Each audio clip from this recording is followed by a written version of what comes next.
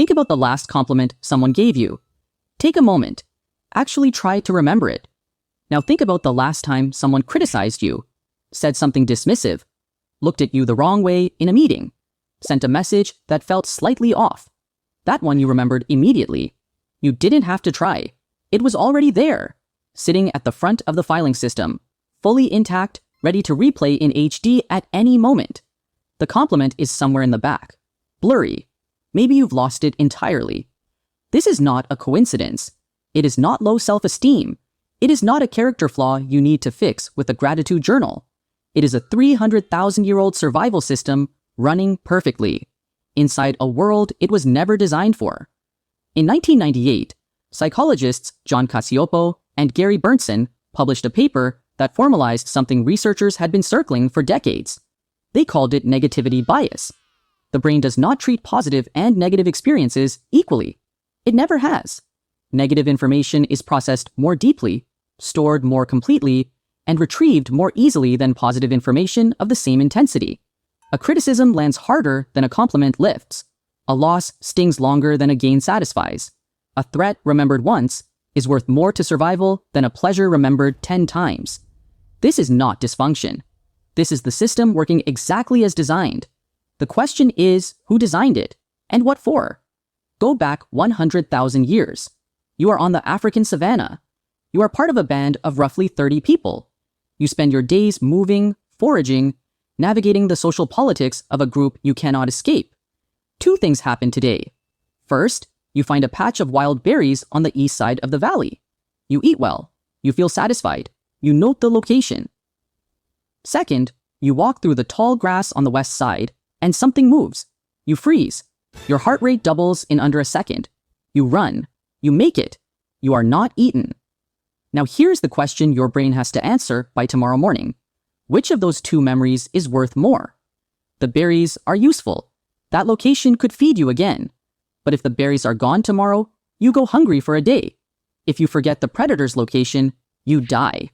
The math is not complicated. A brain that treats both memories equally does not survive long enough to pass on its genes. A brain that treats the threat as 10 times more important than the reward lives. Reproduces, builds the next generation. You are the next generation. Neuroscientist Joseph Ledoux spent years mapping what happens inside the brain when a threat is detected. The amygdala, a small almond-shaped structure deep in the brain, responds to threatening information before the conscious mind even processes what it has seen. In studies, participants shown fear-relevant images registered amygdala activation before they could consciously identify what the image was. The brain does not wait for confirmation. It flags first and asks questions later. But here is the part that changes everything. When a negative experience triggers the amygdala, the memory encoding process is supercharged. Stress hormones, cortisol and adrenaline, flood the hippocampus, the brain's memory center. They essentially tattoo the experience into long-term storage. The emotional intensity acts as a chemical highlighter. This is why you remember your worst embarrassment from age 12 with perfect clarity. Every word, every face in the room, every detail of what you were wearing. And you cannot remember what you had for lunch on Tuesday. The painful memory was highlighted. The neutral one was not. Now here is where it gets strange. The same system that kept your ancestors alive is now running on inputs it was never built to handle. For 300,000 years, negative feedback was rare and consequential. A predator was real. A social rejection from your group meant potential exile, which in the ancestral environment meant death. The stakes of every negative experience were genuinely high. Your brain learned to treat them accordingly. But now the inputs have changed. You receive dozens of social signals every day from people you have never met and will never meet. A comment from a stranger online triggers the same amygdala response as a threat from a rival tribesman. A work email with a slightly clipped tone activates the same stress hormones as a physical confrontation. The volume of negative input your brain processes in a single day would have been unimaginable to any human who lived before the last 100 years. And your brain highlights every single one. In 2001, psychologists Roy Baumeister, Ellen Bratzlaffsky, Katrin Finkenauer, and Kathleen Vose published a paper called Bad is Stronger Than Good. They reviewed decades of research across multiple domains, relationships, learning, feedback, financial decisions, and found the same result everywhere. Bad events have more impact than good events of objectively equal magnitude, across every domain. Consistently, one bad interaction in a relationship does not cancel out one good interaction. It takes roughly 5 positive interactions to neutralize the emotional impact of one negative one.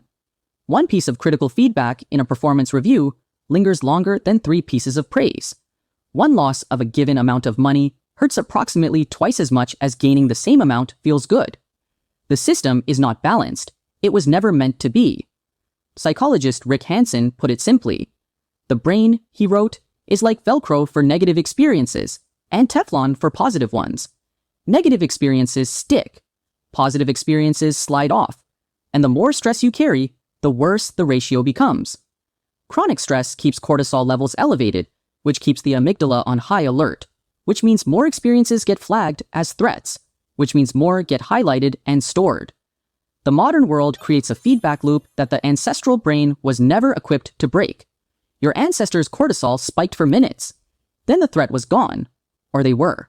The stress response was designed for acute danger, not the low-level chronic hum of deadlines, social media, financial pressure, and ambient uncertainty that most people carry every single day. When cortisol becomes baseline, everything starts to look like a threat. The highlighter never turns off. There is one more piece. Memory is not a recording. It is a reconstruction. Every time you recall a negative memory, you don't simply play it back. You rebuild it. And each time you rebuild it, the emotional weight can intensify. The humiliation gets slightly worse. The rejection stings a little more. The threat grows a little larger than it actually was. Your ancestors needed this. If the predator was in the west grass, you wanted to slightly overestimate how dangerous it was. Overestimation kept you safe. Underestimation got you killed.